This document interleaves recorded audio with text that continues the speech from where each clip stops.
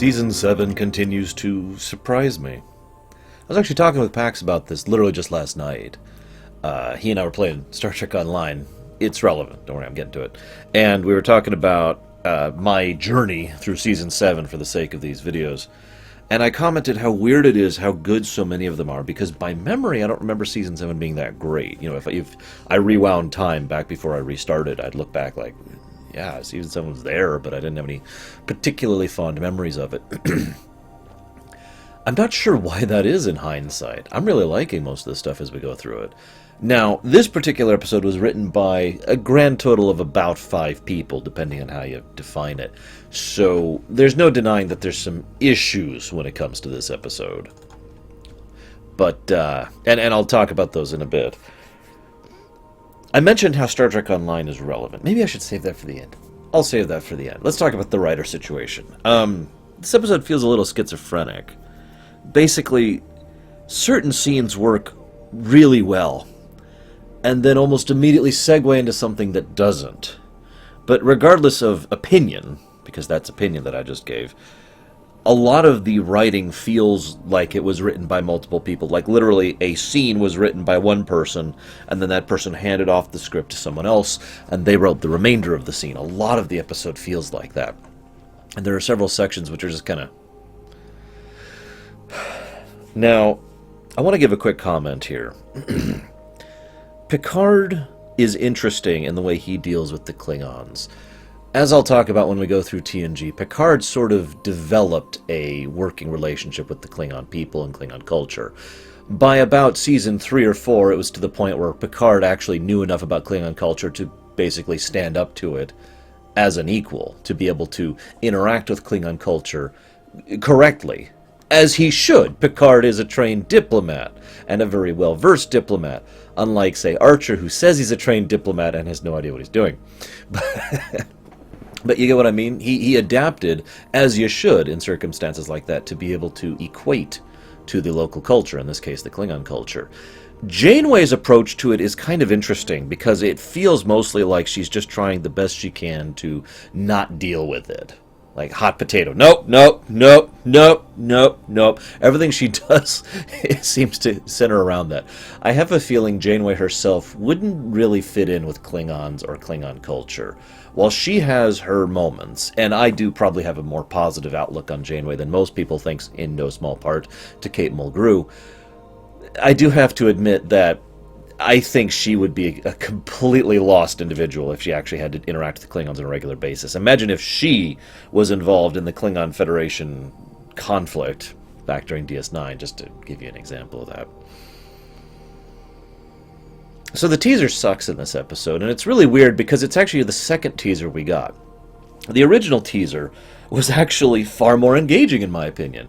It was going to involve Kolar, the main Klingon for the episode, taking command after the previous one dies to the Narat.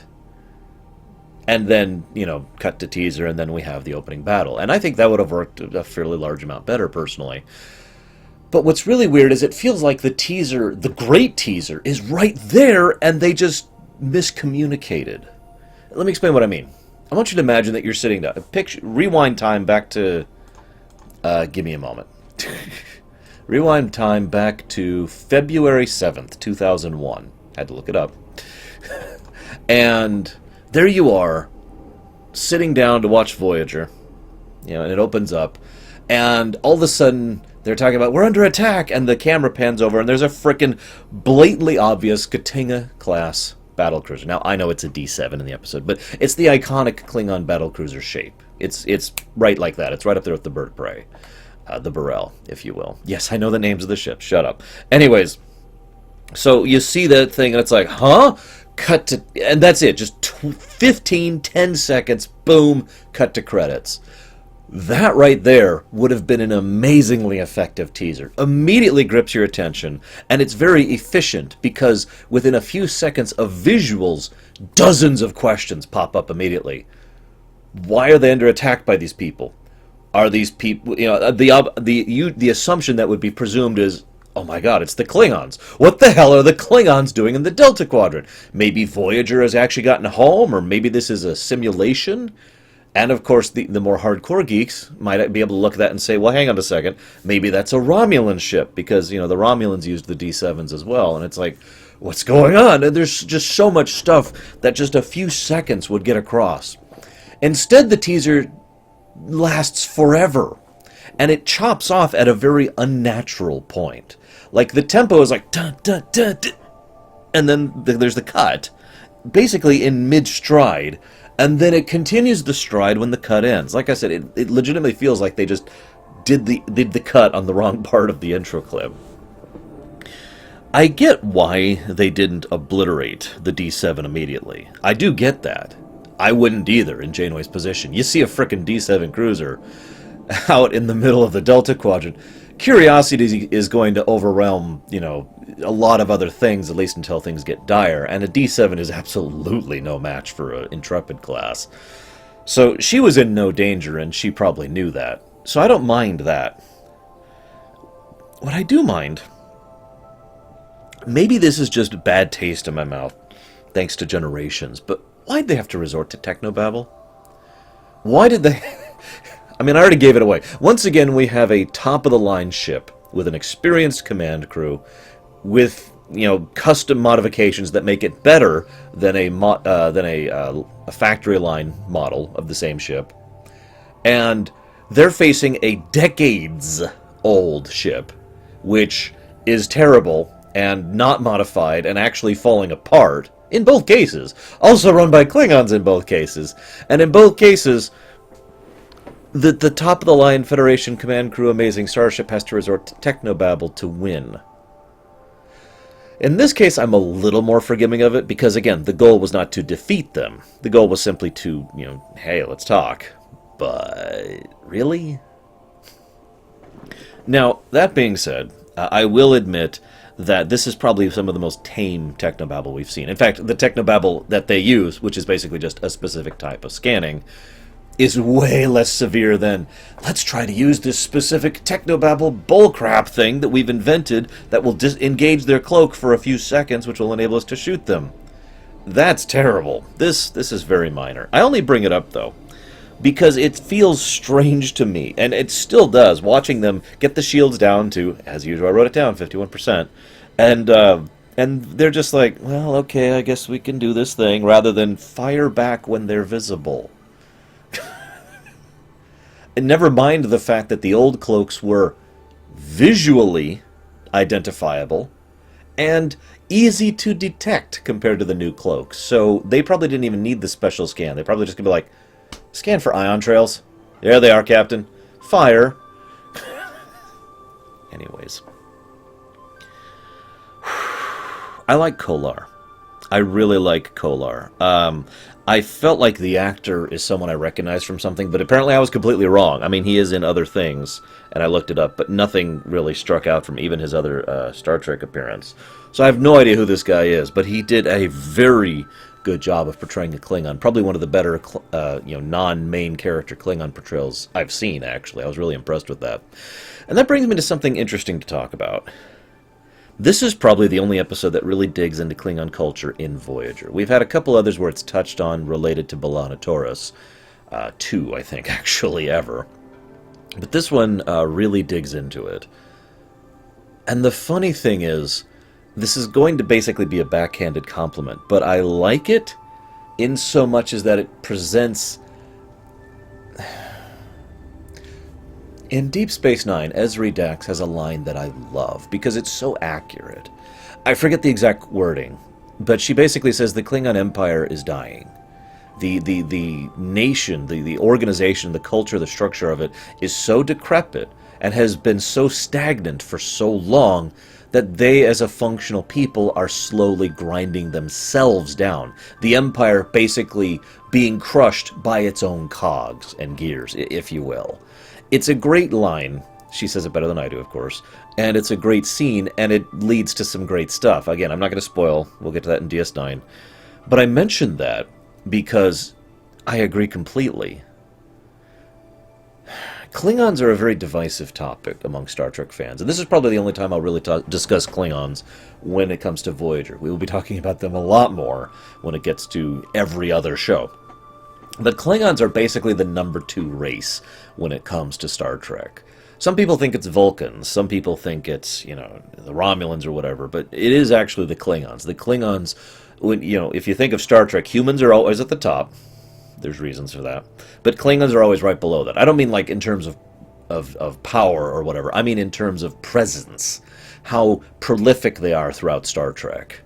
Klingons are right up there. And so they've been analyzed and discussed and written and rewritten many, many times. Thing is, the way they've been presented has kind of took a different form. Whoops. Yeah. Across TNG. To some extent, I like it. In fact, I feel like the Klingons basically developed into a real culture across TNG, with actual shadings and nuances to them, other than warrior honor-bound people.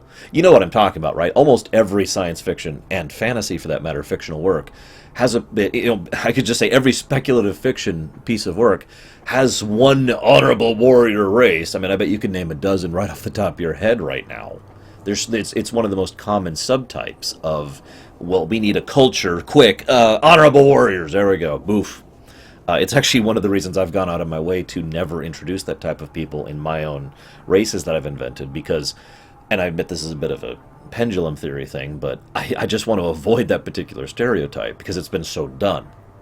But I've argued for years that the Klingons were a well-done example of that, and a lot of that is because of the work that was done across 4 different works. The original series, the original movies, Star Trek TNG, and Star Trek DS9. All 4 of these fleshed out the Klingons bit by bit by bit by bit until we had an actual real culture there, a real people, rather than a stereotype.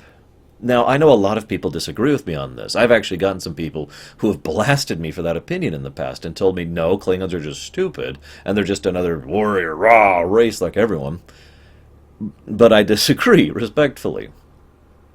One of my big reasons for bringing that up, though, in regards to this episode, is because this episode goes out of its way to present them in basically the stereotypical warrior, rah! But then it doesn't. It's another thing that Season 7's been doing a lot. It's not casting judgment. It's not telling you what to think. I despise it so much when any fictional work, especially Star Trek, looks at the camera and says, you should feel this way. I don't like that. I don't enjoy being told what to feel or to think. I like making up my own damn mind. Now, there's a balance point. I like there to be something to make up my mind about. I don't want you to be like, all right, here's a blank piece of paper. What do you see? I don't want a Rorschach test. I want... Rorschach? Did I say that right? I want you to give me something, but I don't want you to tell me what is correct. I want you to display both sides of the image, and then say, okay, what do you think? That's what I like.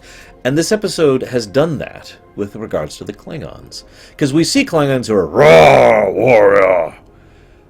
And yet at the same time, most of those Klingons are behaving out of literal desperation. I have a name right here called Mean Klingon. I don't even remember his frickin' name. Mean Klingon is probably the closest thing to a stereotypical Klingon in this episode, and yet, even he has moments and shadings of desperation and despair and belief. He portrays himself throughout the episodes as someone who, you do not, you're completely unworthy of me, and there's no reason to this, and this is definitely not the Kovak Ma, blah, blah, blah, blah. And yet we see when he finally leaves sickbay and goes back to the cargo bay, what he says and how he says it is basically, I thought she was the Kovamar, but she isn't. And the sadness, the grief at that realization strikes him down to his core, and he gets that across in his performance. It adds a wonderful layer to what is otherwise a very one-dimensional character. I also like Kolar, as I mentioned earlier. Kolar is fantastic. There's this wonderful series of scenes, it's several, where he speaks of his faith and the strength of his faith. But when someone challenges him on that, he doesn't respond with, well, I just believe. He doesn't say, well, it's my faith and therefore it's true. He approaches things pragmatically. He decides to look at the situation as if things are... How do I put this? He attends to reality rather than trying to focus on his own faith. Now, the episode lets you decide this. I personally think Kolar did believe, genuinely, that Miral, that's what her name will be, Tom and B'Elanna's daughter, Miral was in fact the Kovomar. I do believe that he had that faith. But he never tries to defend himself with faith alone. He actually has this great line, maybe these prophecies were written by a madman in a cave, or maybe they're actually divine intervention. Either way, I have to take care of my people. And I love that perspective because it shows both sides clearly and doesn't really place judgment on either. Because if this was all for nothing, well, at the same time, it wasn't, was it? That's what he's working towards. Assuming these were all mad ramblings and were never true, he is working towards the reality of making that into something. Legends can inspire, as the saying goes. I actually talked about this in a late delivery from Avalon over on Babylon 5. To a certain extent, it doesn't actually matter if she's actually the chosen child, Messiah, whatever. Because what actually happened matters. What was made from that matters. How that affected people mattered. The reality mattered. And Kolar looks at that very pragmatically. I love the scene where he says, do you not show any of your Klingon heritage? And her response is, no. She doesn't say it mockingly or defensively. And it looks like he's about to attack her on that, but he understands. Remember, he already knows that she has been solitary and that she has been separate from her people thanks to their interactions and thanks to the prophecy that they've been interpreting. So he sits down and says, okay, maybe you can do this one thing with me. And they end up bonding over that as she remembers that part of her heritage which is relevant to her as he demonstrates the part that is relevant to him. Kolar is a surprisingly good leader. I really wish we had more Klingons like him. And Martok. But he also, one of the things the episode does very well is it doesn't belittle either side. It's too easy, speaking personally as well, to try and present both sides of an examination here, and to do it by basically belittling both of them. Rather than showing each side, you show the negatives of each side. It's a very common writing concept, is to be like, well, here's how this could be wrong, and here's how this could be wrong. And it comes across, if you're not a good writer, if you're not talented with the words, as belittling, as if you're demeaning the idea of faith, as if you're demeaning the idea of a lack of faith, and that these two sides are in contrast with each other. This is something that we've actually examined before. In Star Trek in general, Worf himself is a very strong faith, a very strong belief system that he adheres to almost universally, and he is not waver in that faith. But many times it's portrayed as if naive or stupid or foolish, and that's not the episode's judgment to make. That's our decision to make. So I like how this episode shows the possibility that this is all, just a coincidence, or that someone really did receive the inspiration to lead them on this journey that led to this. I like how both sides are shown in the positive light, not in the negative. Now that I've gushed about this episode, actually, one more thing, real quick. One little fun fact about Kolar. I mentioned how, he never tries to defend himself on his faith. Again, I have to say that I think he does believe, that he does have faith in this matter. But I say that because he never confirms or denies that. Anytime he is questioned point blank about, do you think this is true? Do you think this is? With regards to someone he's telling the full truth with, not trying to lead his people, but, when he's talking to Janeway or when he's talking to B'Elanna, he deflects the question completely and doesn't answer it at all. Again, I like that. But it helps to add some nuance to his character as well. Anyways. Wow, I feel like I've been talking forever, yet I haven't said much, because I don't actually have that much to say about the episode as a whole. Let's talk about the humor. Because the humor is very hit or miss in this episode for me. The humor is all about Neelix and Kim, and one particular Klingon female, who's very, very sexy. No. I don't know. But Neelix certainly seems to think so, doesn't he? See, that's the thing. The idea of Harry Kim being the kind of person that would get her attention actually makes sense to me. This Harry Kim, the Harry Kim who was not season 1 or 2 or 3 Harry Kim. I like that. The Harry Kim from The Killing Game. The Harry Kim from the time displacement episode where he helps his past self to avert the disaster. I can't think of the name of it. It's a great episode. It's one of my favorites. But that Harry Kim is the kind of person that, in my opinion, would get the attention of a Klingon female, especially if she happens to be in the mood anyways. Because he is the kind of person who will dig his heels in and just basically be like, clunk, nope. In a similar manner to how Quark genuinely gained the respect of Klingons thanks to his commitment, thanks to his conviction, I think Harry Kim would do the same thing in a different manner of speaking. And that's one of the reasons I mentioned that whole Klingon culture thing earlier. Too many people, this is true for people who make Star Trek as well, tend to view the Klingons as only viewing violence and brute force as the only things that matter. That's the relevant thing. Violence and brute force. You are not worthy of me and you are not honorable if you are not beating me up. While that is certainly a large part of Klingon culture, that is not 100% true, and that's been proven in many times throughout Star Trek history. We have seen many times that the Klingons value that kind of resolve, that kind of backbone. One of the things that's most important to keep in mind with a Klingon is if they challenge you, they're doing it to see your reaction, not necessarily because they actually are challenging you. It's how their culture interacts. It's how their people societally function. Rather than walking up to saying, nice day, isn't it? Like you'd have here on Humans, it'd be more likely for a Klingon to walk up and be like, this day is terrible! I spit on this day. And in so doing, you will then learn the truth, not only of how the other person feels about the day, but how they interact and how they function in that moment, on that day, because it could be a friend, someone you know, but at the same time, you could still learn, you could gauge their mood on how they respond, just like we do. Because that's one of the reasons we ask that question, isn't it? Nice day, isn't it? We're not just saying, well, I mean, in some cases we're saying that to make small talk, but one of the reasons to say that is to gauge the response. How they react to that can showcase how they're feeling, even to a good close friend. If someone responds and says, yeah, I guess it is. Their tone, their body language, what they say, how much they're guarding themselves in terms of their vocality, whether or not they give you like the clipped default response, all of that can speak volumes for the other person you're talking with. And it's the same with the Klingons. They just do it differently than we do. So I love the presentation of that in this episode. Whoever wrote most of the Klingon interaction hit that nail on the head. Because there's so many great scenes where a Klingon's like, ha-ha, and the person says, yeah, no. Like the scene where he stands up to Tom, and Tom picks up the knife and says, yeah, I got this.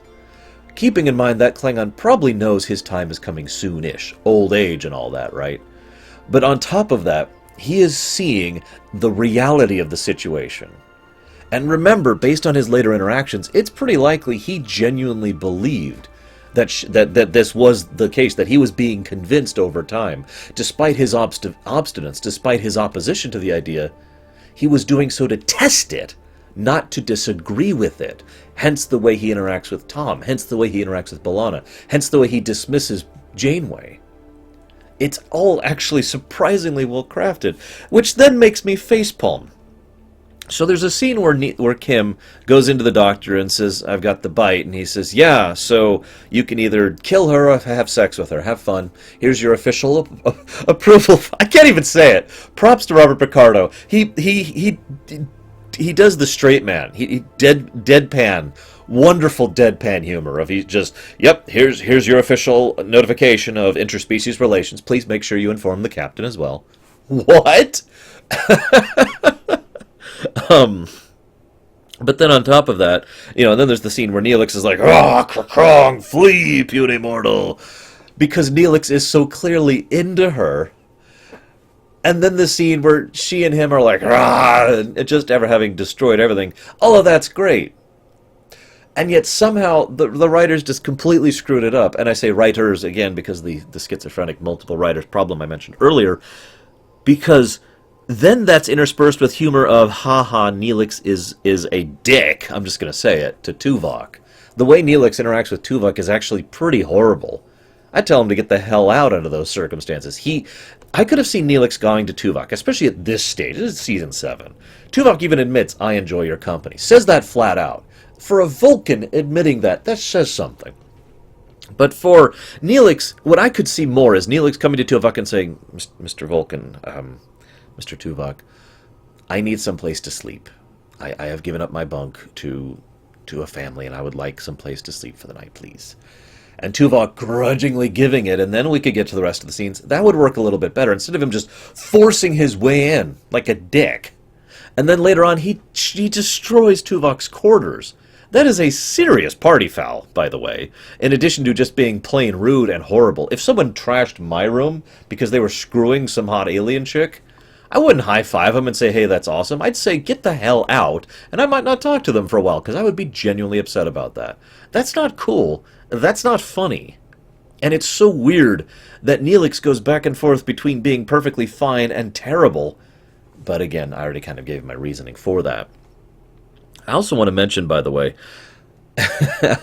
before I got to the part where Neelix was actively trying to get with the Klingon woman, I made a note here that I think Neelix would get along quite well in Klingon culture. And I mean that sincerely. As much as Sci-Fi Debris jokes about the whole, coward nature of his character, I don't think Neelix has been a coward for a long time. I think he moved out of that, back around Season 2, Season 3, something around there. I think Neelix, for his embracing of others and his boisterous nature, would fit in very well with the Klingons, especially since he clearly so enjoys the nature of their culture. And I like that, and I like being right about that. It wouldn't surprise me if, given the fact that Neelix is left behind, he ends up coordinating with the Klingon in the future, if you know what I mean. There's this line, sorry, I meant to mention this earlier. There's this line where the mean Klingon challenges Tom. He says, his father was supposed to be an honorable warrior. My first automatic knee-jerk reaction to that was, isn't Tom an honorable warrior? I mean, he's probably the closest thing to chaotic good in Voyager's crew, and he's gone to bat many times for many people, including total strangers in some cases. So, yeah, I'd say he qualifies. Just something I wanted to toss out there. I love the fact that they have to say this out loud. So they're like, oh, they'll be fighting with non-lethal weapons. And the doc has to point out the bleeding obvious. A blunt bat'leth can still hurt like hell, and can still kill you. Just the same as a hammer can kill you. So, yeah, the doctor being on hand is something that's kind of a duh moment. I mean, of course he is. And I gotta be honest, that would hurt. Also, I like the choreography between Tom and Mean Klingon. It's rare that I get to comment positively on Star Trek choreography. In fact, I think this might be the first time I've really brought it up across Voyager. Because usually the Star Trek choreography is the default standard. They've all got like the same moves. You know what I'm talking about. There's the or the and they all have the exact same move that they always use, and it's always kind of pathetic, and it's always kind of stagecrafty. But it was nice because Tom is holding the bat'leth like this. Which, speaking as someone who has actually done practice with a bat'leth in real life, go ahead, make fun. It's okay. I'll wait. This is a bad stance to hold a bat'leth with. All this does is allow you to defend from one angle. Everything else will require significant movement to get to quickly. Like if you want to do this, or this, or this, or this, it's a significant movement to get there. Very bad defensive stance, but it shows how tense Tom is, and how little he knows what he's doing. By contrast, the mean Klingon also has a bad stance, but in a completely different manner. He's doing the twirling thing, and there is only one reason to do the twirling thing if you are engaged in any kind of sword conflict. bat'leth is no exception. You're doing this to show off, or you're doing this to make it look like you're better than you are in order to psychologically damage the opponent, to undermine them, basically. Like, oh, where am I going to hit next? What am I going to do?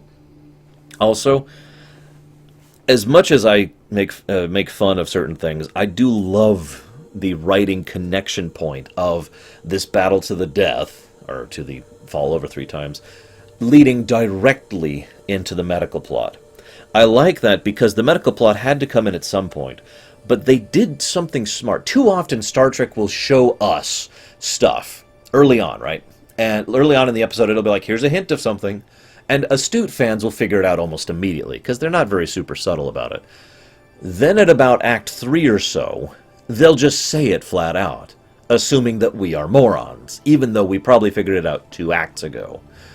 This has no hints whatsoever of the medical plot, and instead has it come in right at the end. Maybe not the best way of doing it, but it felt refreshing to not be treated like an idiot, just this once. And it leads to an extremely powerful scene. I want you to imagine, if you can for a moment, that you're a pregnant woman. That may be a stretch for some of my viewers, like me, because I am not Arnold Schwarzenegger. But I want you to picture that for a moment, and you've just found out that this fatal disease has just infected you and your child. Yeah, that is a very dark scene, and it leads to some very dark scenes. And the next few scenes are shot in a different manner, and the tone is very much down for the next few scenes, leading up to a climax of the Klingons failing miserably to take over the ship, which, I'm sorry, I have to nitpick a little bit, because the ease with which they do so is a little bit silly, like it always is. And yet it's simultaneously logical and stupid. Like, for example, using the transporters tactically. Logical. I'm with that. That should be done more, actually. Can't cut the power to the transporters. Huh? Keeping in mind, they're not in charge of, like, engineering or auxiliary control or the bridge. No, they're just in the transporter room, and for some reason, they can't cut the power to the transporter rooms. And then Tuvok manages to get in, defeats them. Okay, that's cool. So logically, now that Tuvok is in control of the transporters, he should be able to just win at that point, the same way the Klingons are winning. But no, we need to have Tom defeat the Klingon, the mean Klingon, in order to show that Tom could actually beat him in a one-on-one battle under certain circumstances. Also, I'm sorry to bring this up, but they repeatedly say, we can't beam them off the bridge, they have force fields up. Credit where credit is due, that is a thing that's been established in Star Trek before. Also the fact that you can't beam through the shields, which makes me wonder if Voyager shields were down during this, but that would make sense. They're not at yellow alert or anything like that. So that makes sense, I'm with that. How did they beam to the bridge with the shields down? I know. Nitpicking. Because it leads to some good stuff. At the end, we discover that thanks to what's within the child, within Miral, they are actually able to cure all the Klingons, and Miral herself is safe, as is B'Elanna, which would be a huge relief, in addition to the fact that she just saved an entire people. Although it is an entire people of 212, so that's not much of a people, but it's something. I would say it's at least significant. Now I'm going to take this last little bit of... Are they doing construction right now? Can you hear me? Over the... Really? Okay, I'm going to finish this up kind of quickly. Because I only have one last thing to talk about. For those of you who don't want to hear it, like stuff that isn't canon, you can just cut it off now. Star Trek Online continues this plot thread. And I don't want to spoil Star Trek Online too much for anybody who hasn't played it. So again, if you don't want to see the rest of this, just chop it off here. So spoilers for Star Trek Online in 3, 2, 1... I love how Star Trek Online takes this and keeps it going, because Miral has already literally saved these people and fulfilled almost every step of the prophecy, quite logically, if coincidentally. Then, however, in the future, when she is a grown person, a lieutenant, actually, she has this interaction with the players and ends up going back in time to a point at which the Klingon people were ravaged by a deadly retrovirus, also known as the reason the Klingons didn't have ridges back during the original series. A retrovirus that was introduced in Enterprise to explain why they didn't have ridges. This retrovirus then cured them, allowing them to get back to normal in addition to saving their lives. So, to cap here, I'm giving you the super summary version because that's super loud out there. To cap here, Miral, the prophecy was super true, but also STO managed to tie in Voyager, Enterprise, the original series, and everything else, basically, all into one cohesive piece that actually made frickin' sense. You may make fun of STO by saying it has fanficky nature or properties to it. I give them credit for actually taking the frankly bad continuity that goes across Star Trek and actually making it into a cohesive mess, or cohesive straight line instead of a non-cohesive mess. Anyways, I'm going to chop off here. Sorry for the noise. I'll see you guys next time.